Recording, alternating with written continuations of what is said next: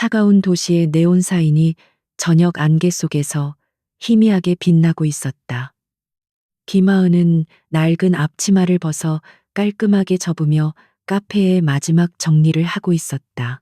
커피 원두의 고소한 향기와 갓 구운 빵 냄새가 뒤섞인 공간은 그녀의 지난 몇 년간의 삶 그 자체였다. 그녀의 움직임은 조용하고 침착했으며 마치 정해진 의식을 치르는 듯 정확했다.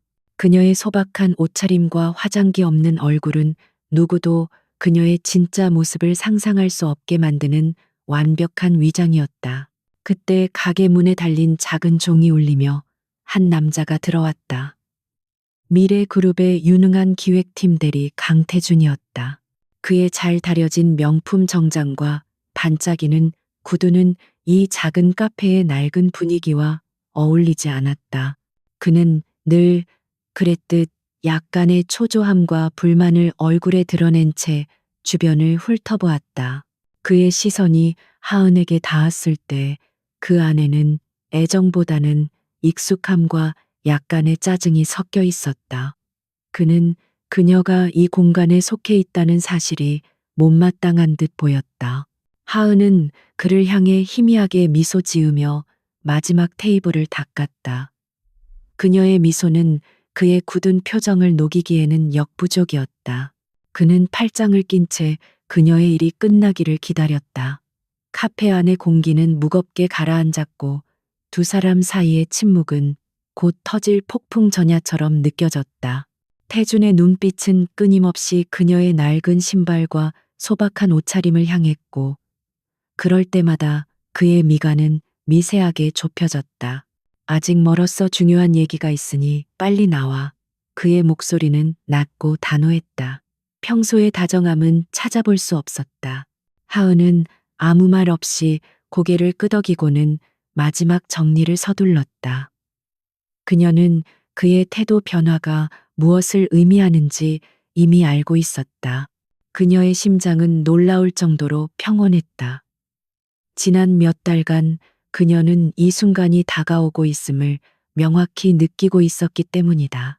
이것은 끝이 아니라 오랜 연극의 마지막 막이 내리는 것일 뿐이었다. 카페를 나와 차가운 밤거리로 나서자 태주는 잠시 망설이다가 근처 공원으로 발걸음을 옮겼다. 가로등 불빛이 드문드문 비추는 한적한 벤치에 앉자마자 그는 본론을 꺼냈다. 그의 목소리에는 어떠한 감정도 실려 있지 않았다. 마치 비즈니스 계약을 해지하는 사람처럼 냉정하고 사무적이었다. 그는 더 이상 그녀의 눈을 보지 않고 먼 곳의 어두운 빌딩 숲을 응시하며 말을 이어갔다. 하은아, 우리 이제 그만하자. 그 한마디는 공원 전체의 공기를 얼어붙게 만들었다. 하은은 대답하지 않았다. 그녀는 그저 그의 옆모습을 조용히 바라볼 뿐이었다. 그녀의 침묵에 태주는 더욱 초조해졌다. 그는 자신의 결정이 얼마나 합리적이고 당연한 것인지를 증명하고 싶어 했다. 그는 마치 준비된 연설을 하듯 자신의 미래 계획과 야망에 대해 쉴 새 없이 쏟아냈다. 나는 더 높은 곳으로 올라가야 해. 내 목표는 단순히 대리로 끝나는 게 아니야. 미래그룹의 최상층 그 자리가 내 목표라고. 그러기 위해서는 내게 도움이 되는 사람이 필요해. 내 앞길을 열어줄 수 있는 강력한 배경을 가진 여자 말이야. 그의 말은 비수처럼 날카로웠지만 하은의 표정에는 작은 균열조차 생기지 않았다. 그녀는 마치 자신과 상관없는 이야기를 듣는 관객 같았다. 그는 잠시 숨을 고르고는 경멸이 섞인 시선으로 그녀를 쳐다보았다. 솔직히 말해, 너는 내게 짐이야. 고아의 변변한 직업도 없이 아르바이트나 전전하고 내 존재 자체가 내 성공의 걸림돌이 된다는 걸 왜 몰라. 나는 너 같은 여자 때문에 내 인생을 낭비할 수 없어. 그의 말 한마디 한마디는 그녀의 자존심을 짓밟기 위해 계산된 것이었다. 그는 그녀가 울며 매달리기를 기대했을지도 모른다. 하지만 하은은 그의 예상과 전혀 다른 반응을 보였다. 그녀는 천천히 고개를 들어 그의 눈을 똑바로 마주했다. 그녀의 눈빛은 슬픔이나 원망이 아닌 차가운 연민과 이해할 수 없는 깊이를 담고 있었다. 그 순간 태주는 자신도 모르게 움찔했다. 늘 순종적이고 약해 보였던 그녀의 눈빛이 아니었다. 그것은 모든 것을 꿰뚫어 보는 듯한 절대자의 시선과도 같았다. 그게 네가 내린 결론이야. 하은의 목소리는 놀라울 정도로 차분하고 안정적이었다. 떨림 하나 없는 그녀의 목소리에 태주는 오히려 당황했다. 그는 자신의 잔인한 말들이 그녀에게 아무런 상처도 주지 못했다는 사실에 자존심이 상했다. 그는 더욱 격앙된 목소리로 자신의 선택이 옳았음을 강조하며 자신이 곧 미래그룹박 회장의 딸과 약혼할 것이라는 사실까지 털어놓았다. 하은은 그의 말을 끝까지 들었다. 그녀의 마음속에서는 사랑이라는 감정이 차갑게 식어가는 것이 아니라 이미 오래전에 죽어버린 감정의 잔해를 확인하는 작업이 이루어지고 있었다. 그녀는 강태준이라는 남자를 사랑했던 것이 아니라 평범한 삶이라는 역할극에 몰입하기 위한 소품으로 그를 이용했을 뿐이라는 사실을 깨달았다. 그는 그녀의 시험대 위에서 스스로의 가치를 증명하는데 처참하게 실패한 것이다. 알았어. 네가 원하는 대로 해. 하은은 자리에서 일어났다. 그녀의 대답은 너무나 간단하고 명료해서 태준을 허무하게 만들었다. 어떠한 미련도 애원도 없었다. 마치 낡은 물건을 버리듯 그녀는 그와의 관계를 그렇게 쉽게 정리해버렸다. 그녀는 그에게 마지막으로 한마디를 던졌다. 그 말은 경고도 저주도 아니었지만 그의 뇌리에 깊게 밝혔다. 너는 오늘 네가 무엇을 버렸는지 평생 알지 못할 거야. 그리고 그게 바로 네 한계야, 강태준. 그녀는 그 말을 남기고 뒤돌아섰다. 그녀의 발걸음은 조금의 망설임도 없이 단호했다. 태주는 어둠 속으로 사라지는 그녀의 뒷모습을 멍하니 바라보았다. 그는 알 수 없는 불안감과 함께 자신이 무언가 아주 중요한 것을 놓쳤다는 찝찝한 기분에 휩싸였다.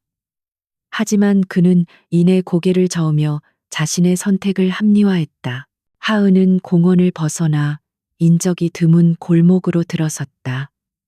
그녀가 모퉁이를 돌자 그곳에는 한 대의 검은색 세단이 조용히 대기하고 있었다. 운전석에서 내린 중년의 남자가 그녀에게 정중하게 고개를 숙이며 뒷좌석 문을 열었다. 그는 제니스 그룹의 비서실장이자 그녀의 충직한 수호자인 조 비서였다. 그의 눈에는 안타까움과 분노가 서려 있었다. 회장님 괜찮으십니까? 차에 올라타자마자 조 비서가 물었다. 하은은 입고 있던 낡은 코트를 벗어 던졌다. 그 순간 카페 아르바이트생 김하은은 사라지고 아시아를 호령하는 금융 제국 제니스 그룹의 비밀스러운 지배자 아리아가 모습을 드러냈다. 그녀의 눈빛은 이전과는 비교할 수 없을 정도로 차갑고 날카롭게 빛나고 있었다. 괜찮지 않을 이유가 없지. 오히려 잘 됐어. 불필요한 감정 소모를 끝냈으니. 그녀의 목소리에는 일말의 동요도 없었다. 그녀는 태블릿을 들어 제니스 그룹과 미래그룹의 최근 동향에 대한 보고서를 확인하기 시작했다. 화면에 떠오른 미래그룹의 적대적 인수합병 시도라는 문구가 그녀의 시선을 사로잡았다. 강태준이 그토록 자랑하던 바로 그 프로젝트였다. 조비서 미래그룹에 대한 전면전을 준비해 아주 오랫동안 잊지 못할 경험을 선사해줘야겠어. 그녀의 입가에 차가운 미소가 걸렸다. 그 미소는 아름다웠지만 동시에 모든 것을 파괴할 수 있는 힘을 담고 있었다. 창밖으로 빠르게 스쳐 지나가는 서울의 야경을 바라보며 그녀는 조용히 복수의 서막을 열고 있었다. 강태준은 자신이 버린 여자가 바로 자신이 정복하려는 거대한 성의 주인이었다는 사실을 까맣게 모른 채였다. 검은 세단은 서울의 밤을 미끄러지듯 질주했다. 강태준과 함께 걷던 낡고 어두운 골목길의 풍경은 순식간에 사라지고 그 자리를 화려한 불빛과 초고층 빌딩이 가득한 강남의 심장부가 대신했다. 차가 멈춘 곳은 외부인의 접근을 철저히 통제하는 최고급 주상복합 건물의 지하 주차장이었다. 차에서 내린 하은의 모습에서는 더 이상 카페 아르바이트생의 흔적을 찾아볼 수 없었다. 그녀의 걸음걸이는 당당했고 눈빛은 모든 것을 지배하는 자의 위엄을 담고 있었다. 전용 엘리베이터는 소리 없이 최상층 펜트하우스로 그녀를 안내했다. 문이 열리자 서울의 야경이 한눈에 들어오는 거대한 통유리창이 그녀를 맞았다. 미니멀하지만 최고급 가구와 값을 매길 수 없는 예술 작품들로 채워진 공간은 마치 갤러리 같았다. 이곳이 바로 그녀의 진짜 집이자 아시아 금융계를 움직이는 제니스 그룹의 비밀 사령부였다. 지난 몇 년간 그녀가 연기했던 허름한 원룸과는 차원이 다른 그녀 본연의 공간이었다. 하은, 아니, 아리아는 익숙하게 안으로 들어서며 입고 있던 옷을 벗어 던졌다. 곧장 이어진 욕실에서 뜨거운 물로 지난 몇 시간의 흔적을 씻어냈다. 거울 앞에 선 그녀의 모습은 완벽하게 다른 사람이었다. 물기 젖은 머리를 수건으로 감싼 채 그녀는 자신의 얼굴을 무표정하게 응시했다. 김하은이라는 가면 뒤에 숨겨져 있던 차가운 지성과 날카로운 결단력이 비로소 온전히 드러나는 순간이었다. 그녀는 평범한 삶을 동경했던 것이 아니었다. 적들을 방심시키기 위한 가장 완벽한 위장술을 펼쳤을 뿐이다. 실크 가운을 걸친 그녀가 서재의 벽에 손을 대자 책장 전체가 소리 없이 옆으로 밀리며 숨겨진 공간이 나타났다. 그곳은 펜트하우스의 심장부이자 제니스 그룹의 진짜 컨트롤 타워였다. 수십 개의 홀로그램 스크린이 공중에 떠 있었고 전 세계 금융시장의 데이터가 실시간으로 흐르고 있었다. 이곳에서 그녀는 세상의 돈의 흐름을 읽고 거대한 제국을 움직였다. 조비서가 그녀의 뒤를 따라 들어와 정중하게 보고를 시작했다. 회장님, 미래그룹의 움직임이 심상치 않습니다. 그들은 우리의 자회사인 이노테크의 기술력을 노리고 내부 주주들을 포섭하며 적대적 인수를 시도하고 있습니다. 조 비서의 목소리에는 우려가 가득했다. 이노테크는 제니스 그룹의 차세대 기술 개발을 책임지는 핵심 자회사였다. 그것을 빼앗기는 것은 단순한 금전적 손실 이상의 의미를 가졌다.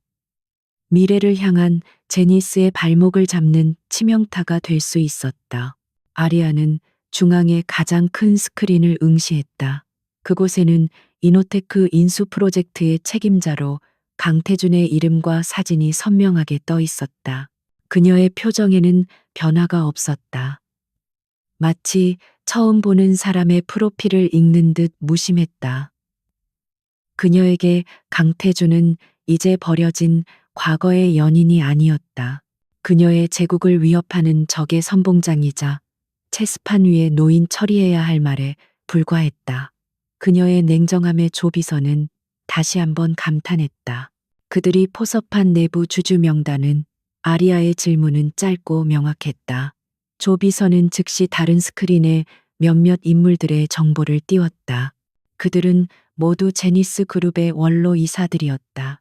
아버지 시절부터 그룹에 몸담아왔지만 그의 갑작스러운 죽음 이후 젊은 그녀가 그룹의 실권을 잡는 것을 못마땅하게 여겨온 세력이었다. 아버지가 단순한 사고로 돌아가신 것이 아닐 수도 있다는 의심이 그녀의 뇌리를 스쳤다. 역시 그들이었군. 내가 전면에 나서지 않은 이유를 저들 스스로 증명하고 있어. 그녀가 나지막이 읊조렸다. 그녀가 김하은으로 살아온 것은 단지 사람의 진심을 시험하기 위함이 아니었다. 그것은 내부의 적들을 수면 위로 끌어내기 위한 길고 치밀한 계획의 일부였다. 아버지를 죽음으로 몰아넣었을지도 모르는 배신자들을 자신의 손으로 처단하기 전까지 그녀는 결코 자신의 정체를 드러낼 수 없었다. 아리아는 잠시 눈을 감고 생각에 잠겼다. 미래그룹과 내부의 배신자들 두 개의 적을 동시에 상대해야 하는 상황이었다. 하지만 그녀는 두려워하지 않았다. 오히려 이 모든 상황이 자신의 계획대로 흘러가고 있다는 사실에 만족했다. 강태준은 그저 이 거대한 게임의 시작을 알리는 방아쇠 역할을 했을 뿐이다. 그는 자신이 얼마나 무서운 상대를 적으로 돌렸는지 전혀 알지 못했다. 조 비서 법무팀과 재무팀에 비상 대기 명령을 내려 그리고 이노테크의 악성 루머를 퍼뜨려 기술 유출 혐의 재무 상태 악화 같은 것들로 주가를 단기간에 폭락시키는 거야. 그녀의 명령에 조 비서는 순간 의아한 표정을 지었다. 자신의 회사를 스스로 공격하라는 지시는 상식적으로 이해하기 어려웠다. 하지만 그는 곧 회장님의 깊은 뜻을 알아차렸다. 미끼를 던지시려는 것이군요. 그의 말에 아리아는 희미하게 미소 지었다. 그래, 탐욕스러운 맹수는 눈앞에 상처 입은 먹잇감을 보면 이성을 잃고 달려들게 되어 있지. 미래그룹이 우리의 이노테크를 헐값에 집어삼킬 수 있는 절호의 기회라고 판단하게 만들어야 해. 그들이 가진 모든 자금을 끌어모아 달려들도록. 그녀의 계획은 대담하고 위험했다. 제사를 내어주고 적의 뼈를 취하는 전략이었다. 그녀는 홀로그램 스크린에 떠 있는 강태준의 사진을 향해 손가락을 뻗었다. 그녀의 눈빛은 마치 먹잇감을 노리는 암표범처럼 번뜩였다. 강태준, 네가 그토록 원하던 성공의 기회를 내가 직접 만들어주지.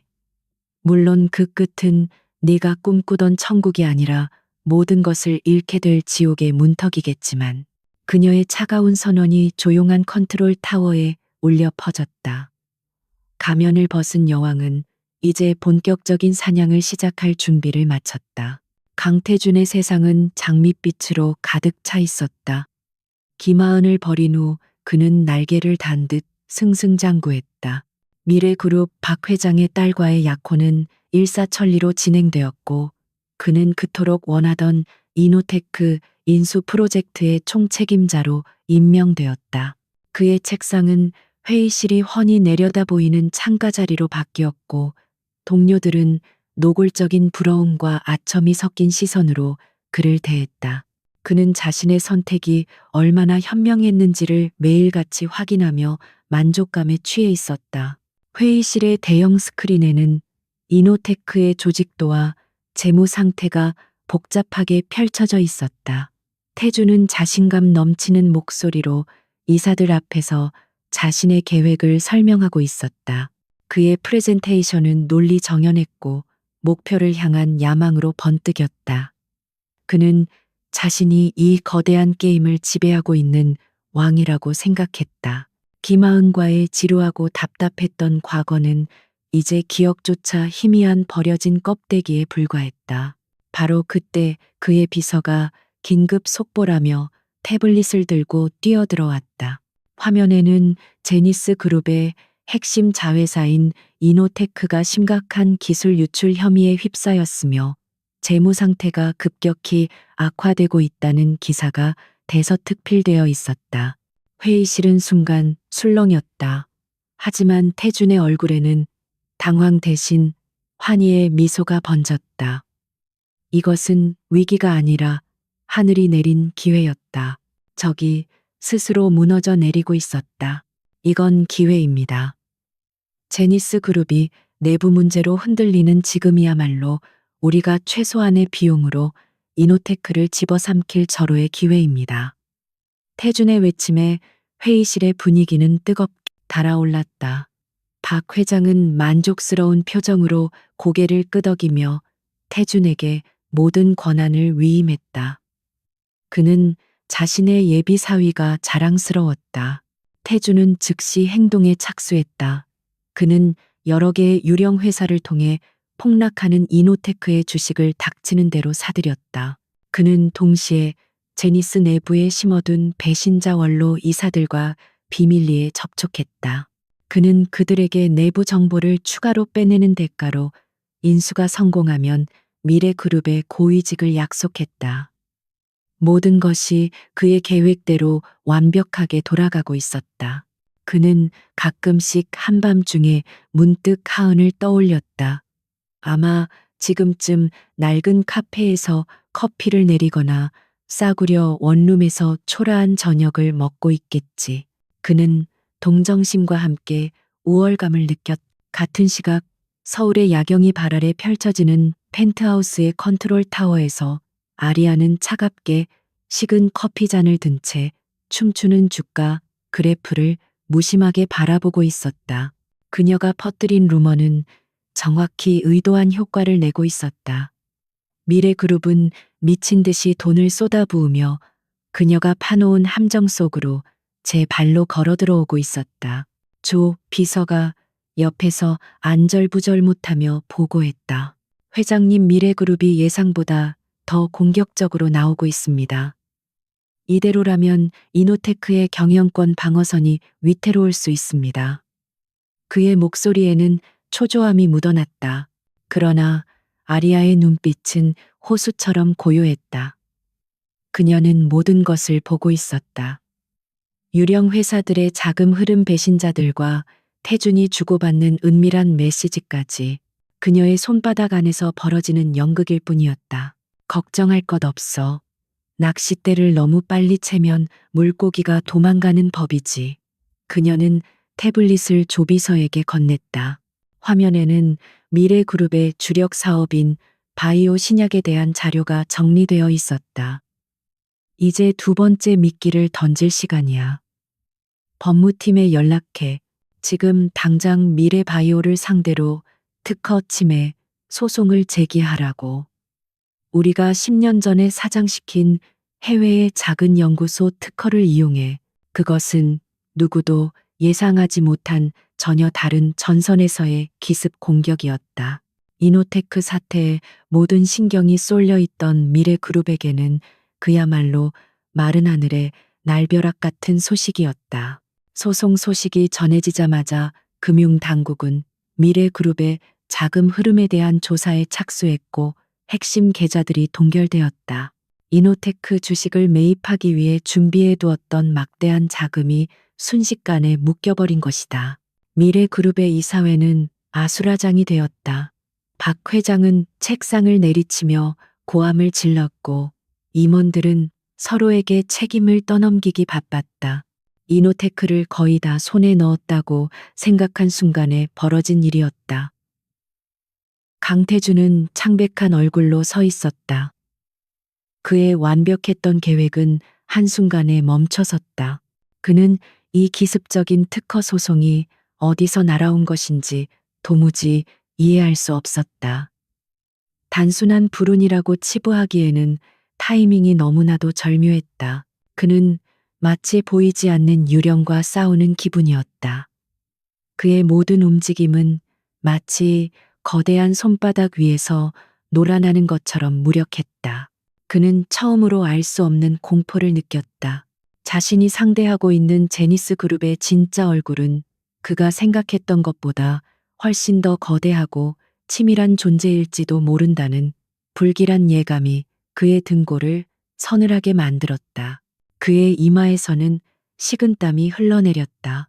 컨트롤 타워에서 아리아는 혼란에 빠진 미래그룹의 상황을 실시간으로 지켜보고 있었다. 그녀의 입가에는 희미한 미소가 걸려 있었다. 보고하세요. 그녀의 말에 조 비서가 흥분을 감추지 못하며 대답했다. 성공입니다, 회장님. 미래그룹의 자금은 완전히 묶였고 이노테크 주식 매입은 중단되었습니다. 그들은 지금 패닉 상태입니다. 아리아는 고개를 끄덕였다. 첫 번째 수는 성공적이었다.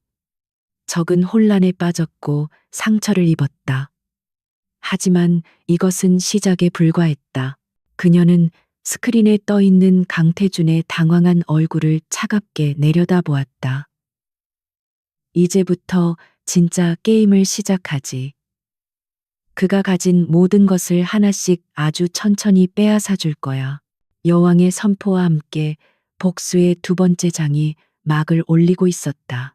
미래 그룹의 회장실은 냉전 시대의 벙커처럼 차가운 긴장감에 휩싸여 있었다.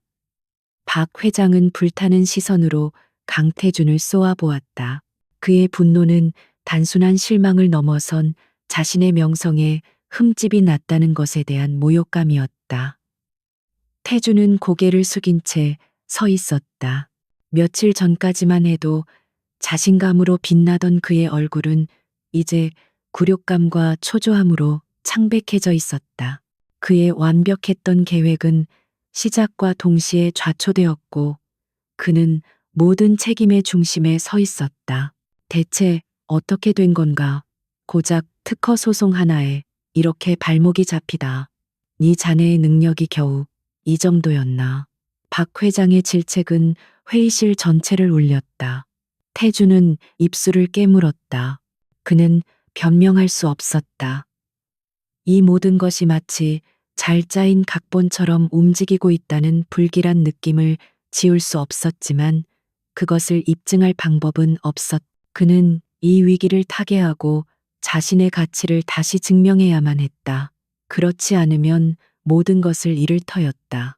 죄송합니다, 회장님. 제가 너무 안일했습니다.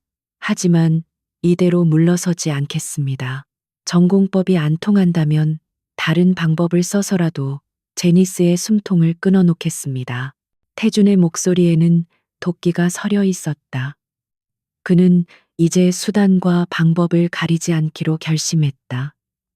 그는 어둠 속에서 움직이는 인물들과 접촉하기 시작했다.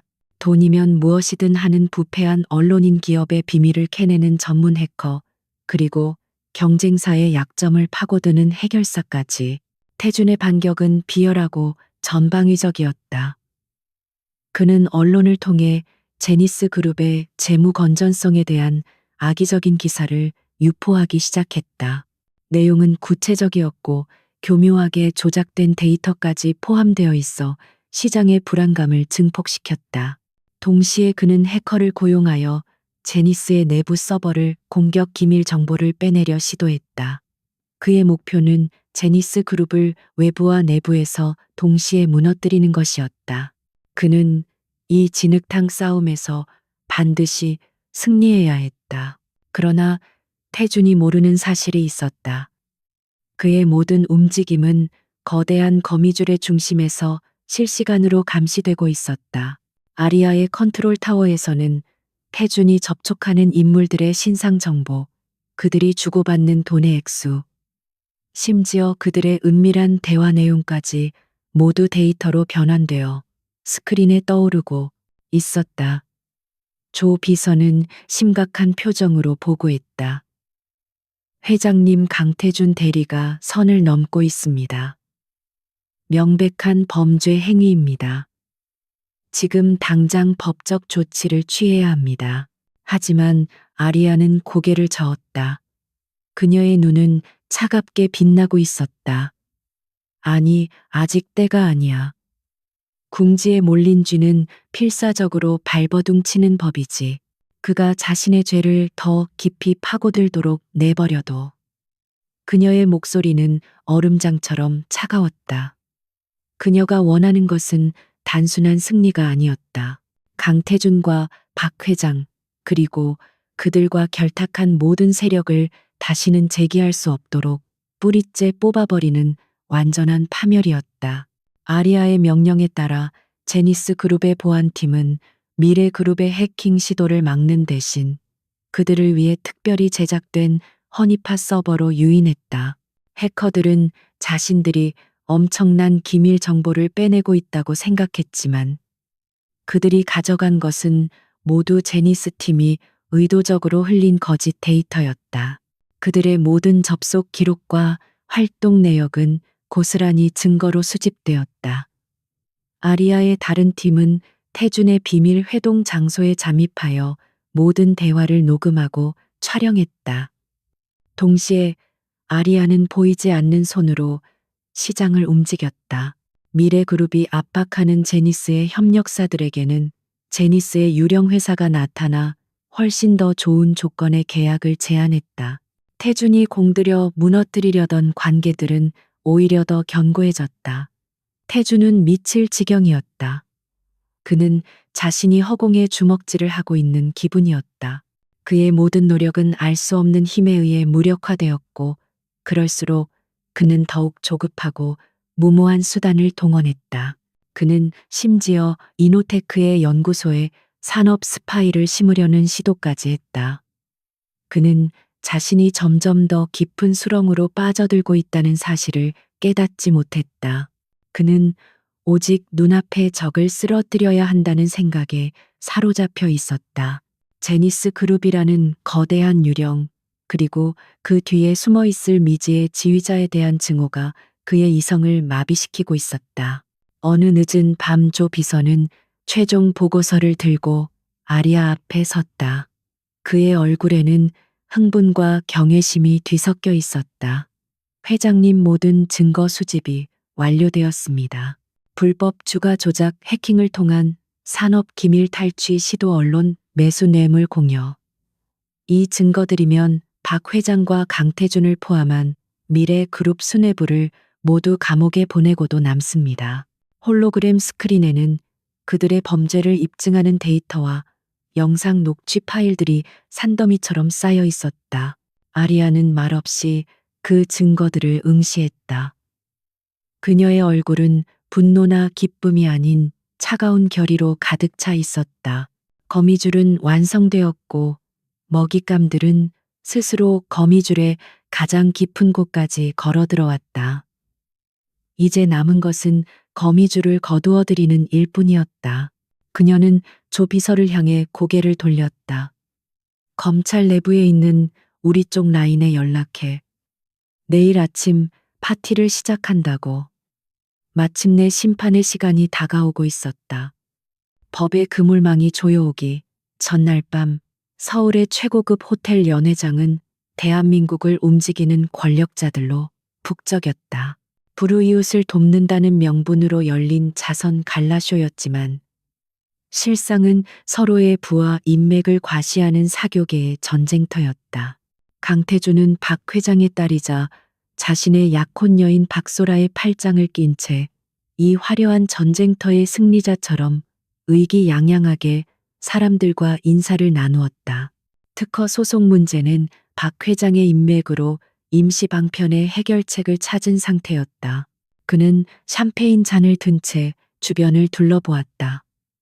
그의 눈은 자연스럽게 연회장의 가장 중심, 가장 많은 사람들의 주목을 받는 곳으로 향했다. 그리고 그 순간 그의 움직임이 멈췄다. 심장이 바닥으로 쿵 하고 떨어지는 듯한 충격을 받았다. 무리의 중심에 서 있는 한 여인 때문이었다. 칠흑 같은 드레스를 입은 그녀는 홀로 섬처럼 서 있었지만, 그 존재감은 연회장 전체를 압도하고 있었다. 태준은 눈을 비볐다. 잘못 본 것이라고 생각했다. 하지만 다시 보아도 틀림없었다. 김하은이었다. 아니, 김하은과 너무나도 닮은 여자였다. 얼굴에 윤곽 차가운 눈매, 심지어 무심한 듯하면서도 모든 것을 꿰뚫어 보는 듯한 표정까지. 하지만 분위기가 완전히 달랐다. 그녀의 몸짓 하나하나에는 평범한 사람이 결코 흉내낼 수 없는 기품과 권위가 서려 있었다. 그녀 주변의 재벌 총수들과 고위 정치인들은 오히려 그녀에게 잘 보이려 애쓰는 것처럼 보였다. 말도 안 돼. 저런 여자가 하은일 리가 없어. 태주는 스스로를 다그쳤다. 카페에서 앞치마나 두르던 초라한 고아 소녀가 어떻게 저런 자리에 있을 수 있단 말인가. 분명 부잣집의 누군가와 닮았을 뿐이라고. 세상은 넓고 닮은 사람은 많다고 그는 애써 자신을 합리화했다. 바로 그때 여자의 시선이 그에게로 향했다. 두 사람의 눈이 허공에서 마주쳤다. 여자의 눈빛은 차가웠다. 그 안에는 어떠한 감정도 담겨 있지 않았지만, 태주는 마치 자신의 모든 것이 발가벗겨지는 듯한 착각에 빠졌다. 태준 씨 무슨 일 있어요? 얼굴이 왜 그래요? 약혼녀 박소라의 목소리에 그는 화들짝 놀라며 정신을 차렸다. 그가 다시 여자가 있던 곳을 보았을 때 그녀는 이미 다른 곳으로 자리를 옮긴 후였다. 그는 마른 침을 삼키며 애써 미소를 지었다. 아니야, 아무것도. 그냥 좀 피곤해서 그런가 봐. 하지만 그의 마음속에는 의심의 씨앗이 심어졌다. 그 여자, 과연 누구일까? 지워지지 않는 잔상처럼 그녀의 차가운 눈빛이 그의 뇌리를 떠나지 않았다. 같은 시각 아리아는 연회장의 소음으로부터 벗어나 테라스에서 차가운 밤 공기를 쐬고 있었다. 그녀는 강태준을 완벽하게 인지하고 있었다. 그와의 짧은 눈맞춤은 의도된 것이었다. 본격적인 사냥에 앞서 사냥감에게 자신의 존재를 희미하게나마 각인시키는 일종의 심리전이었다. 그녀에게 더 중요한 것은 따로 있었다. 그녀는 조비서로부터 막 도착한 긴급 보고를 확인하고 있었다. 그 보고는 미래 그룹의 현재 범죄 행위에 대한 것이 아니었다. 아리아가 비밀리에 지시하여 지난 10년간의 미래 그룹의 모든 비자금 흐름과 내부 거래를 추적해온 특별조사팀의 최종 보고서였다. 그녀는 자신의 부모님의 죽음에 박 회장이 연루되어 있을 것이라는 희미한 의심을 항상 품고 있었다. 그리고 이제 그 의심의 실체가 눈앞에 드러나고 있었다. 조사팀은 박 회장의 오래된 비밀 계좌 하나를 찾아냈다. 그리고 그 계좌에서 거액의 돈이 빠져나간 날짜는 정확히 그녀의 부모님이 교통사고로 위장된 죽음을 맞이하기 바로 전날이었다. 돈이 흘러 들어간 곳은 이미 해체된 흥신소의 차명 계좌였다. 보고서의 마지막 장에는 당시 박 회장의 운전기사였던 한 남자의 증언 녹취록이 첨부되어 있었다. 그는 모든 것을 알고 있었다. 그날 회장님은 술에 취해 말씀하셨습니다. 정 회장 아리아의 아버지만 처리하면 모든 것이 끝난다고. 곧 제니스도 자기 것이 될 거라고요. 그리고 며칠 뒤 정 회장님 부부가 돌아가셨다는 뉴스를 보았습니다. 녹취록 속에 떨리는 목소리는 아리아의 심장을 얼음 송곳으로 찌르는 듯했다. 모든 것이 명확해졌다. 부모님의 죽음은 단순한 사고가 아니었다. 아버지가 박 회장의 거대한 비리 커넥션을 폭로하기 직전에 벌어진 계획된 살인이었다. 지금까지의 싸움은 차가운 비즈니스 전쟁이자 배신자에 대한 응징이었다. 하지만 이제 모든 것의 판이 바뀌었다. 이것은 그녀의 부모님을 죽인 원수를 향한 피로 얼룩진 복수극이었다. 아리아의 손에 들려있던 태블릿 화면이 그녀의 악력에 위태롭게 떨렸다. 그녀의 온몸은 분노로 불타올랐지만 그녀의 표정은 오히려 이전보다 훨씬 더 차갑고 고요해졌다. 뜨거운 분노가 증류되어 가장 순수하고 잔혹한 복수심으로 결정체를 이룬 순간이었다. 그녀는 조용히 컨트롤 타워에 연결했다. 그녀의 목소리는 강철처럼 차가웠고 흔들림이 없었다. 조 비서, 계획을 변경한다. 내일 아침 검찰에 넘길 자료에서 강태준에 대한 부분은 일단 보류해. 조 비서가 의아한 듯 되물었다. 예, 회장님 어째서? 아리아는 그의 말을 잘랐다. 그에게는 더 큰 고통을 줄 거야. 자신의 주인이 눈앞에서 무너지는 것을 똑똑히 보게 만든 후에 가장 비참한 방식으로 숨통을 끊어줄 테니. 그녀는 이어 말했다. 그리고 박 회장에게는 자비란 없다.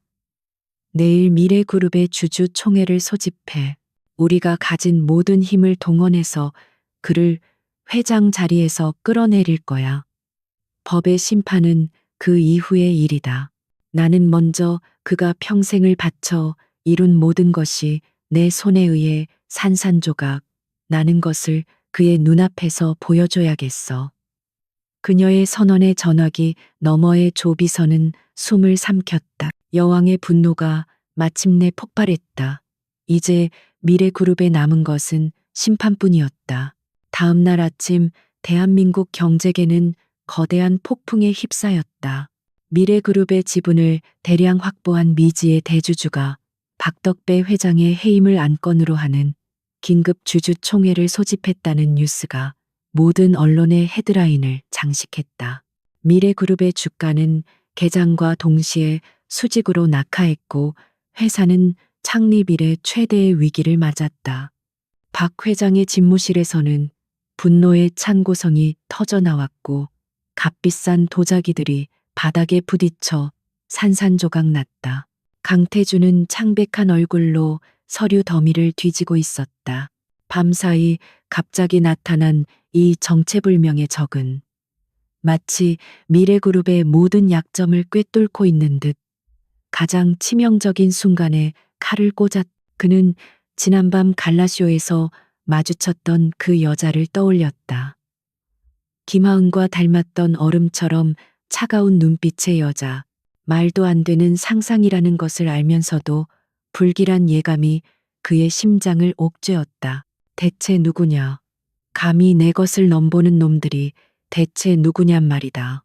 박 회장은 이성을 잃고 날뛰었다. 그는 수십 년간 쌓아 올린 자신의 왕국이 흔들리는 것을 용납할 수 없었다. 그는 태준의 멱살을 잡고 흔들었다. 무슨 수를 써서라도 막아 내 모든 비자금을 동원해서라도 우리 주식을 다시 사들여 주주총회가 열리기 전까지 경영권을 방어해야 한다.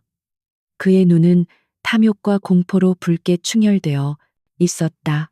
이것은 선을 넘는 짓이었다.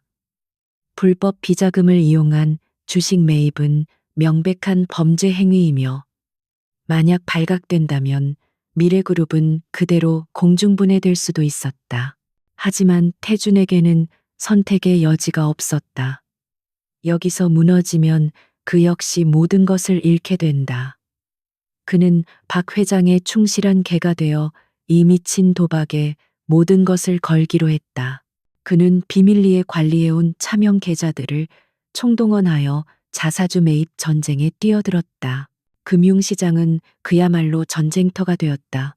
미래그룹의 주식을 팔려는 자들과 불법 자금을 동원해 필사적으로 사들이려는 태준의 세력. 그리고 이 모든 것을 조롱하듯 더 막대한 자금으로 주식을 흡수하는 정체불명의 대주주. 새 세력의 힘겨루기에 주가는 미친 듯이 요동쳤다. 태주는 며칠 밤낮으로 잠도 자지 않고 싸웠다. 그는 자신이 보이지 않는 적과 싸우며 스스로 파멸의 길로 걸어가고 있음을 알지 못했다. 같은 시각 아리아의 컨트롤 타워는 오히려 폭풍의 눈처럼 고요했다. 그녀는 시장의 혼란을 조용히 관망하고 있었다. 스크린에는 박 회장의 비자금이 흘러들어가는 모든 경로가 붉은 선으로 선명하게 표시되고 있었다. 그들의 발악은 아리아에게는 더 확실한 범죄 증거를 선물해주고 있을 뿐이었다. 하지만 이 거대한 싸움의 여파로 제니스 그룹의 다른 자회사들 주가까지 동반 하락하는 작은 피해가 발생했다. 회장님, 이 싸움이 길어지면 우리에게도 손해가 막심합니다. 이쯤에서 검찰에 모든 자료를 넘기고 법의 심판에 맡기시는 것이 조 비서가 조심스럽게 건의했다.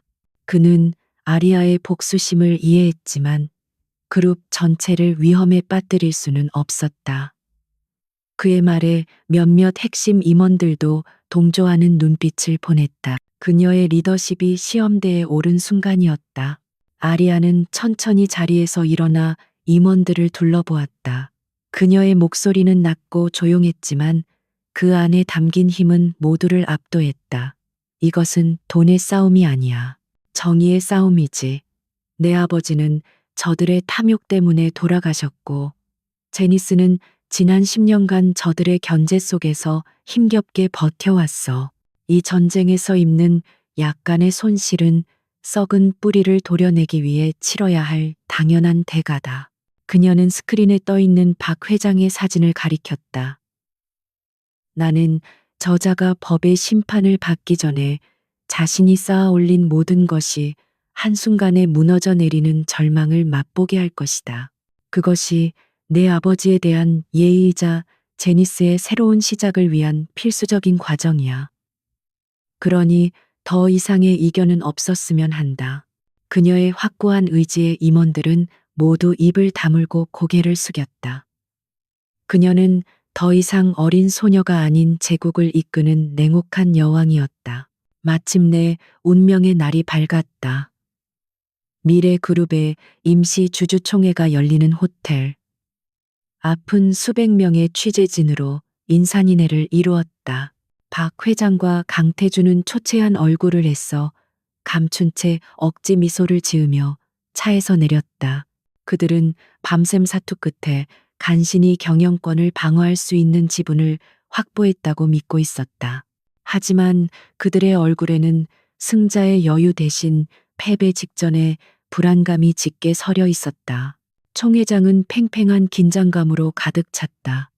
박 회장은 의장석에 앉아 자신만만한 목소리로 총회 시작을 선언했다. 그는 이 위기만 넘기면 모든 것이 제자리로 돌아갈 것이라고 굳게 믿었다. 의안이 상정되었다. 대표이사 박덕배 해임 및 이사진 전원 해임 결의안. 박 회장은 코웃음을 치며 표대결을 선포했다. 그리고 의장이 새로운 대주주의 대리인을 앞으로 불렀다. 모든 사람의 시선이 총 회장의 거대한 문으로 쏠렸다. 박 회장과 태준 역시 마찬가지였다. 그들은 과연 어떤 자가 감히 자신의 아성에 도전했는지 확인하고 싶었다. 육중한 문이 천천히, 아주 천천히 열리기 시작했다. 복도 저편에서 들려오는 또각거리는 하이힐 소리가 마치 사형수의 심장을 두드리는 북소리처럼 총회장 전체에 울려 퍼졌다. 마침내 문이 완전히 열리고 한 여인이 모습을 드러냈다. 총회장의 문이 활짝 열리고 모든 소음이 거짓말처럼 멎었다. 시간마저 멈춘 듯한 정적 속으로 한 여인이 걸어 들어왔다. 그녀의 하이힐 소리는 이제 더 이상 북소리가 아닌 승리를 알리는 여왕의 행진곡처럼 들렸다. 심플하지만 완벽한 재단의 검은색 정장을 입은 그녀의 모습에서는 한치의 흐트러짐도 찾아볼 수 없었다. 그녀의 등 뒤로는 조 비서를 비롯한 제니스 그룹의 핵심 법무팀이 그림자처럼 따르고 있었다. 강태준의 동공과 지진이라도 난 듯 흔들렸다. 그의 뇌는 눈앞의 광경을 제대로 인식하지 못했다. 갈라쇼에서 보았던 압도적인 존재감의 여인, 그리고 얼마 전까지만 해도 자신의 곁에 있던 초라한 아르바이트생 김하은, 전혀 다른 두 사람의 이미지가 그의 머릿속에서 충돌하며 거대한 혼란을 일으켰다. 그의 입술이 경련을 일으키며 작게 움직였다. 박 회장은 여전히 상황을 파악하지 못하고 있었다. 그는 단지 예상치 못한 젊은 여자의 등장에 불쾌감을 느낄 뿐이었다. 그는 의장석에서 권위적인 목소리로 외쳤다. 당신은 누군데 감히 이 신성한 주주총회장에 함부로 들어오는 거요. 경비들은 뭘 하고 있는 거야. 그의 고함에도 여인은 눈 하나 깜짝하지 않았다. 그녀는 곧장 단상을 향해 걸어갔고 아무도 그녀를 막지 못했다. 마이크 앞에 선 그녀는 잠시 총회장 전체를 둘러보았다. 수백 명의 시선이 그녀에게로 향했다. 그녀의 시선은 잠시 강태준에게 머물렀다가 이내 박 회장에게로 옮겨갔다. 그녀의 입술이 천천히 열렸다. 그녀의 목소리는 차분했지만 스피커를 통해 총회장 전체에 울려 퍼지는 그 음성은 모두의 심장을 얼어붙게 할 만큼의 힘을 담고 있었다. 제 이름은 아리아 킴입니다. 그녀는 잠시 말을 멈추고 경악과 충격으로 굳어버린 강태준을 똑바로 응시했다. 하지만 어떤 분에게는 김하은이라는 이름으로 더 익숙할지도 모르겠군요. 그 말이 터져 나오는 순간 총 회장은 거대한 폭탄이라도 터진 듯한 충격에 휩싸였다. 기자들의 카메라 플래시가 미친 듯이 터져 나왔고 주주들은 경악의 탄성을 내뱉었다. 강태준은 휘청거렸다. 그는 옆에 있던 의자를 붙잡지 않았다면 그대로 바닥에 쓰러졌을 것이다. 그의 세상이 무너져 내리는 소리가 들렸다. 자신이 가장 경멸하고 하찮게 여겼던 여자, 자신의 성공을 위한 걸림돌이라며 매몰차게 버렸던 그녀가 지금 이 자리에서 자신의 운명을 결정할 절대적인 힘을 가진 존재로서 있었다. 이것은 악몽이었다. 현실일 리가 없었다. 박 회장 역시 얼굴이 새하얗게 질렸다. 김하은, 그리고 제니스 그룹. 그의 머릿속에서 퍼즐 조각들이 맞춰지기 시작했다. 제니스 그룹의 전 회장이었던 김정현의 고아딸. 그는 그 존재를 까맣게 잊고 있었다. 그가 죽음으로 몰아넣은 친구의 딸이 복수의 칼날이 되어 그의 심장을 겨누고 있었다. 이것은 단순한 경영권 분쟁이 아니었다. 과거로부터 온 망령의 복수극이었다. 아리아는 그들의 반응을 즐기듯 잠시 침묵을 지켰다. 그리고는 자신의 진짜 정체를 밝혔다. 저는 제니스 그룹의 전 회장이신고 김정현 회장님의 딸이자 제니스 그룹의 현 회장입니다. 그리고 오늘부로 여러분이 서 있는 이 미래 그룹의 새로운 대주주이기도 합니다. 그녀의 선언과 함께 단상 뒤에 거대한 스크린이 켜졌다. 본격적인 심판의 시간이었다. 박덕배 회장님의 해임에 찬성하시는 주주분들께 제가 왜 그래야만 하는지 지금부터 설명해 드리겠습니다. 그녀의 말과 함께 스크린에는 첫 번째 증거 자료가 나타났다. 그것은 지난 며칠간 강태준의 지시하에 박 회장의 비자금이 흘러들어가 자사주를 매입했던 모든 거래 내역이었다. 자금의 출처와 흐름, 그리고 거래를 승인한 태준의 서명까지 모든 것이 완벽하게 정리되어 있었다. 태준은 숨을 쉴 수 없었다. 어떻게 이 모든 것을 알아냈단 말인가? 두 번째 자료가 화면을 채웠다. 그가 부패한 언론인과 해커를 만나 은밀한 거래를 하는 장면이 담긴 고화질 영상이었다. 돈 봉투가 오고 가는 장면, 제니스 그룹을 음해하려는 그들의 목소리가 총회장에 생생하게 울려 퍼졌다. 주주들 사이에서는 분노와 경멸의 목소리가 터져 나왔다. 그리고 마침내 마지막 자료가 공개되었다. 그것은 10년 전 박 회장의 비밀 계좌에서 거액의 돈이 흥신소로 흘러 들어간 거래 내역과 그의 운전기사가 모든 것을 고백하는 음성 파일이었다. 정 회장만 처리하면 모든 것이 끝난다. 박 회장의 목소리가 흘러나오는 순간 그는 괴성을 지르며 단상으로 달려들려 했다. 거짓말이야. 저건 모두 조작된 거야. 하지만 그의 발악은 오래가지 못했다. 총 회장의 뒷문이 활짝 열리며 검사와 수사관들이 들이닥쳤다.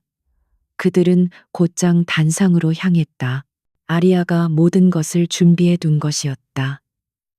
수사관들은 이성을 잃고 날뛰는 박 회장의 양팔을 붙잡아 수갑을 채웠다. 강태준은 그 자리에 얼어붙은 채 미동도 하지 않았다. 그는 넋이 나간 사람처럼 자신에게 다가와 차가운 수갑을 채우는 수사관의 손길을 아무런 저항 없이 받아들였다. 총 회장은 아수라장이 되었다. 박 회장의 울부짖음, 기자들의 질문, 공세 주주들의 고함 소리가 뒤섞였다. 아리아는 그 모든 혼돈의 중심에서 마치 시간이 멈춘 듯 고요하게 서 있었다. 그녀는 차가운 눈으로 무너져 내리는 두 남자를 내려다보았다. 복수는 끝났다. 이제 남은 것은 잿더미 위에서 새로운 제국을 건설하는 일뿐이었다. 주주총회장의 광란이 지나간 자리는 마치 태풍이 휩쓸고 간 폐허와도 같았다. 박덕배 회장과 강태준이 수사관들에게 끌려나간 후 아리아는 미래그룹의 회장실, 바로 몇 시간 전까지만 해도 박 회장의 왕국이었던 곳에 홀로 서 있었다. 바닥에는 서류들이 어지럽게 흩어져 있었고 벽에 걸린 박 회장의 초상화는 이 모든 비극을 말없이 내려다보고 있었다. 복수는 끝났지만 그녀의 마음속에는 승리의 환희 대신 무거운 책임감만이 남았다. 조 비서가 조용히 들어와 보고했다. 회장님 박덕배 회장과 강태주는 현재 중앙지검에서 조사를 받고 있습니다. 그렇게 뽀뽀 언론은 온통 미래그룹 사태로 들끓고 있으며 주식시장은 미래그룹의 거래를 전면 중지시킨 상태입니다. 모든 것이 그녀의 계획대로였다. 하지만 이제부터가 진짜 시작이었다. 그녀는 무너져 내리는 거대한 배의 새로운 선장이 되어야 했다. 그녀는 더 이상 감상에 젖어 있을 시간이 없었다. 조비서 즉시 제니스 그룹의 구조조정팀을 소집해 미래그룹의 모든 자산을 동결하고 재무 상태를 완벽하게 파악해야 해. 그리고 이 시간부로 제니스 그룹의 윤리경영팀이 미래그룹의 모든 내부 감사를 총괄하도록 해. 그녀의 지시는 빠르고 정확했다. 그녀는 곧바로 미래그룹의 겁에 질린 임원들을 소집했다. 임원들은 초죽음이 된 얼굴로 회의실에 모였다. 그들 앞에는 자신들의 전 주인과 그 충신을 한순간에 나락으로 떨어뜨린 젊은 여왕이 앉아 있었다. 아리아의 목소리는 차분했지만 그 누구도 감히 그녀의 눈을 마주치지 못했다. 미래그룹은 망하지 않을 겁니다. 하지만 과거의 미래그룹은 오늘부로 죽었습니다. 부패와 비리로 얼룩진 시대는 끝났고 이제 투명성과 신령만이 이곳의 유일한 규칙이 될 것입니다. 그녀는 박 회장의 비리에 연루되었던 임원들을 그 자리에서 모두 해임했다. 어떠한 자비나 타협도 없었다. 그녀의 단호한 결정에 회의실의 공기는 얼음장처럼 차가워졌다. 그녀는 동시에 제니스 그룹에서 가장 신임 많은 인물을 미래그룹의 임시대표로 임명하여 혼란을 수습하기 시작했다. 그녀의 신속하고 전문적인 일 처리는 모두를 압도했다. 그녀는 단순히 복수심에 불타는 소녀가 아닌 거대한 제국을 이끌 자격이 있는 진정한 리더였다. 한편 검찰청의 차가운 조사실에서 강태주는 완전히 무너져 있었다. 충격과 공포의 시간이 지나가자 그의 영혼을 잠식한 것은 감당할 수 없는 절망감과 후회였다. 그는 모든 것을 잃었다. 그가 그토록 갈망하던 부와 명예 사회적 지위, 그리고 박 회장의 딸과의 약혼까지 그 모든 것이 하룻밤의 악몽처럼 사라져버렸다. 그는 자신이 버린 여자가 누구였는지, 자신이 어떤 존재에게 덤벼들었는지를 비로소 깨달았다. 그는 변호사를 통해 아리아와의 면회를 간곡히 요청했다. 마지막 지푸라기라도 잡는 심정이었다. 며칠 후 그는 취조실 옆에 마련된 작은 면회실에서 그녀와 마주했다. 며칠 만에 그는 완전히 다른 사람이 되어 있었다. 최고급 정장을 입고 자신감에 넘치던 모습은 온데간데 없고 죄수복을 입은 초라하고 비참한 한 남자만이 앉아 있을 뿐이었다. 그는 아리아를 보자마자 무릎을 꿇었다. 그리고 눈물을 쏟아내며 애원하기 시작했다. 하은아, 아니 회장님, 내가 잘못했어. 내가 정말 죽을 죄를 지었어. 내가 눈이 멀었었어. 야망 때문에 성공 때문에 내 분수를 모르고 너에게 씻을 수 없는 상처를 줬어. 제발 제발 한 번만 용서해줘. 우리 사랑했던 시간도 있었잖아. 제발. 그는 바닥에 엎드려 그녀의 발이라도 잡을 듯 절규했다. 아리아는 그를 무표정하게 내려다보았다. 그녀의 눈빛에는 동정심도 경멸도 없었다. 마치 길가의 돌멩이를 보는 듯한 무감각한 시선이었다. 그녀는 그의 절규가 끝날 때까지 아무 말 없이 기다렸다. 그리고 마침내 입을 열었다. 그녀의 목소리는 면회실의 차가운 공기보다 더 차갑게 그의 심장을 파고들었다. 이건 너와 나의 문제가 아니야, 강태준. 그녀는 자리에서 일어났다. 이건 네가 저지른 범죄에 대한 문제야. 네가 너의 야망을 위해 기꺼이 짓밟았던 법과 정의에 대한 문제지. 용서는 내가 하는 게 아니야. 네가 앞으로 평생을 속죄하며 법에게 구해야 할 몫이다.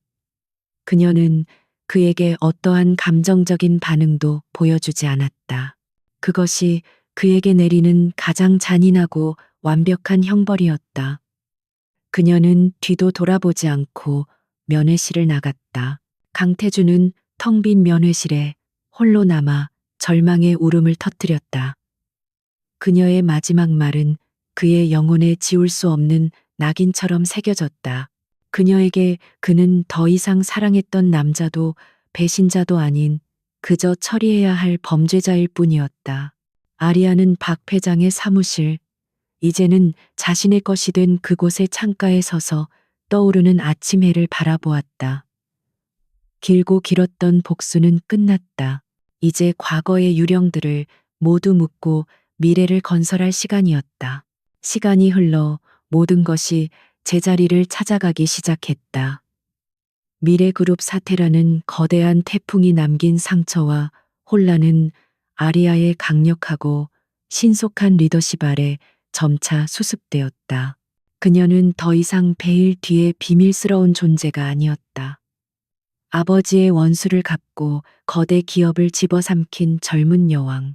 그녀의 이야기는 드라마보다 더 극적인 현실이 되어 세간의 주목을 한몸에 받았다. 한 달 후 아리아는 제니스 그룹과 미래 그룹의 합병을 공식적으로 발표하는 기자회견장에 섰다. 수백 개의 카메라 플래시가 쉴 새 없이 터졌고 기자들의 날카로운 질문이 쏟아졌다. 하지만 그녀는 조금의 흔들림도 없이 모든 질문에 막힘없이 답변했다.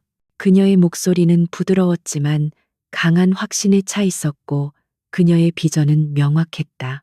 그녀는 미래그룹의 부패한 과거를 청산하고 제니스의 기술력과 윤리 경영을 결합하여 새로운 시대를 열겠다고 선포했다. 그녀의 말은 단순한 선언에 그치지 않았다. 그녀는 곧바로 행동으로 증명했다. 과거 박 회장의 독단적인 경영 스타일과는 정반대로 그녀는 실무진과의 소통을 강화하고 직원들의 복지를 최우선으로 개선했다. 또한 이노테크를 중심으로 한 친환경 에너지 및 바이오 기술에 대한 대대적인 투자를 발표하며 회사의 방향성을 이윤 추구해서 인류의 미래에 기여하는 것으로 전환했다. 사람들은 처음에는 그녀를 냉혹한 복수자로만 보았지만 점차 그녀의 진정한 리더십에 감탄하기 시작했다. 미래 그룹의 재건이 한창이던 어느 날 그녀는 제니스 그룹의 본사로 향했다. 그곳에는 아직 처리해야 할 마지막 과거의 잔재가 남아 있었다. 긴급 이사회가 소집되었고 박 회장과 내통했던 원로 이사들은 아무것도 모른 채 자리에 앉아 있었다. 그들은 아리아가 미래 그룹 문제에 정신이 팔려 자신들의 배신 행위를 잊었을 것이라고 착각하고 있었다. 아리아는 회의가 시작되자마자 조비서를 통해 자료를 배포했다. 자료에는 그들이 박 회장과 주고받았던 은밀한 메시지, 그 대가로 받은 금품 내역, 그리고 회사 기밀을 유출했던 모든 증거가 담겨 있었다. 이사들의 얼굴은 새하얗게 질렸다. 아리아는 그들을 법적으로 처벌하지는 않았다. 대신 그들에게 스스로 모든 직위에서 물러나고 부당하게 취득한 모든 재산을 회사에 반납할 기회를 주었다. 그것은 마지막 자비이자 가장 큰 치욕이었다. 내부의 적들까지 모두 정리한 후 아리아는 처음으로 온전한 자유를 느꼈다. 그녀는 홀로 차를 몰아 부모님이 잠들어 계신 추모 공원으로 향했다. 비석 앞에선 그녀는 오랫동안 아무 말도 하지 않았다.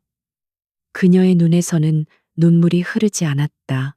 대신 그녀의 마음속에서는 길고 길었던 복수의 여정이 마침내 끝났음을 고하는 평온함이 밀려왔다. 그녀는 부모님께 모든 것이 끝났음을, 그리고 이제 아버지의 유산인 제니스를 더욱 위대한 기업으로 만들겠다고 조용히 맹세했다. 그녀는 박 회장의 딸 박소라에 대한 문제도 조용히 처리했다. 그녀 역시 아버지의 죄로 인해 모든 것을 잃은 피해자였다. 아리아는 박 회장의 불법 비자금과는 무관한 상속 재산을 그녀가 온전히 받을 수 있도록 법적으로 조치해 주었다. 그녀의 복수는 죄를 지은 자들에게만 향했을 뿐 무고한 이들에게까지 번지지 않았다. 그것이 그녀가 지키고자 했던 마지막 정의였다. 어느덧 계절이 바뀌어 가을의 높은 하늘 아래 아리아는 옛 미래 그룹의 본사, 이제는 제니스 바이오라는 새로운 이름이 걸린 건물의 옥상에 서 있었다. 그녀의 옆에는 조 비서가 새로운 프로젝트의 설계도를 들고 서 있었다. 그것은 전 세계의 난치병 아동들을 위한 비영리 의료재단 설립 계획서였다. 그녀의 진정한 꿈이 담긴 프로젝트였다. 모든 준비는 끝났습니다. 회장님, 조 비서의 말에 아리아는 고개를 끄덕였다. 그녀의 시선은 더 이상 과거의 복수심에 머물러 있지 않았다. 그녀는 이제 더 넓은 세상, 더 밝은 미래를 바라보고 있었다. 복수의 잿더미 위에서 그녀는 파괴자가 아닌 창조자로서 새로운 삶을 시작하고 있었다. 그녀의 입가에 아주 오랜만에 진심 어린 미소가 피어올랐다. 1년이라는 시간이 흐르는 동안 세상은 많이 변해 있었다. 아리아 킴의 이름은 이제 냉혹한 복수자가 아닌 혁신적인 경영인이자 따뜻한 박애주의자의 대명사가 되었다. 그녀가 사제를 털어 설립한 제니스 희망의료재단의 개원식 날, 그녀는 수많은 사람들의 박수 속에서 단상에 섰다. 그녀의 연설에는 더 이상 과거의 아픔이나 복수의 그림자가 없었다. 오직 미래를 향한 희망과 아이들의 웃음에 대한 이야기만이 가득했다. 제니스 그룹은 미래 그룹을 성공적으로 흡수하여 명실상부한 아시아 최고의 복합 기업으로 거듭났다. 과거의 제니스가 금융과 기술의 제국이었다면 새로운 제니스는 바이오 친환경 에너지 그리고 사회 공헌을 아우르는 거대한 공동체로 발전했다. 아리아는 기업의 이윤이 어떻게 사회의 선한 영향력으로 환원될 수 있는지를 몸소 증명해 보였고, 그녀의 경영 철학은 수많은 젊은 기업가들에게 영감을 주었다. 그녀의 곁에는 여전히 조 비서가 든든하게 서 있었다. 그는 더 이상 긴장과 불안에 찬 비서실장이 아니었다. 그는 존경과 자부심이 가득한 눈빛으로 이제는 한 뼘 더 성장한 자신의 주군을 자랑스럽게 바라보고 있었다. 아리아는 자신을 믿어준 사람들에게 최고의 결과로 보답했다. 그녀가 만든 제국은 그 누구도 소외되지 않는 모두가 함께 성장하는 따뜻한 공간이었다. 어느 비 오는 날 오후 도시의 변두리에 위치한 한 작은 물류 창고에서 한 남자가 묵묵히 상자를 나르고 있었다. 남자는 굳은 살이 박인 손으로 땀을 닦으며 잠시 허리를 폈다. 그의 이름은 강태준이었다. 그는 모범수로 감형되어 얼마 전 출소했다. 하지만 세상은 그를 기억하지 않았다. 그가 가졌던 모든 것은 사라졌고 그의 이름 앞에는 비리 경영인이라는 주홍 글씨만이 남았다. 그의 눈앞에 있는 낡은 텔레비전 화면에서 아리아의 모습이 나오고 있었다. 그녀는 희망의료재단의 아이들과 함께 환하게 웃고 있었다. 태주는 넋을 잃고 그 모습을 바라보았다. 그는 이제야 비로소 자신이 무엇을 놓쳤는지를 깨달았다. 그가 버린 것은 단순히 가난한 여자가 아니었다. 그는 한 사람의 진심, 그리고 위대한 인물이 될 수 있었던 한 영혼의 동반자가 될 기회를 제 발로 차버린 것이었다. 그의 눈에서 뜨거운 후회의 눈물이 흘러내렸다. 그것은 그가 평생 짊어지고 가야 할 형벌이었다. 아리아는 더 이상 과거에 얽매이지 않았다. 그녀는 가끔씩 김하은으로 살았던 시절을 떠올렸다. 그 시간은 그녀에게 아픔이 아닌 값진 교훈을 남겼다. 평범한 사람들의 삶의 무게를 이해하게 했고, 돈이나 권력이 아닌 사람의 진정한 가치를 볼 수 있는 눈을 뜨게 했다. 그녀는 그 시절이 있었기에 지금의 자신이 있을 수 있음을 알고 있었다. 그녀의 정체성은 누군가의 인정이나 평가로 결정되는 것이 아니었다. 늦은 밤 그녀는 모든 업무를 마치고 펜트하우스의 창가에 섰다. 발 아래 펼쳐진 서울의 야경은 그 어느 때보다 아름답게 빛나고 있었다. 과거 이 자리에서 그녀는 복수를 다짐했다. 하지만 지금 그녀의 마음을 채우고 있는 것은 증오가 아닌 사랑과 책임감이었다. 그녀는 이 도시와 이 세상과 그리고 자신이 지켜야 할 사람들을 진심으로 사랑하게 되었다. 복수는 끝났다. 하지만 그녀의 진짜 이야기는 이제부터 시작이었다. 그녀는 더 이상 아버지의 딸이나 배신당한 여자가 아닌 온전한 자기 자신으로서 세상을 향해 나아가고 있었다. 그녀의 어깨는 무거웠지만 그녀의 발걸음은 그 어느 때보다 가볍고 희망에 차 있었다. 창밖의 도시가 새로운 아침을 준비하듯 그녀의 인생에도 새로운 여명이 밝아오고 있었다. 그녀는 그 빛을 향해 조용히 미소 지었다.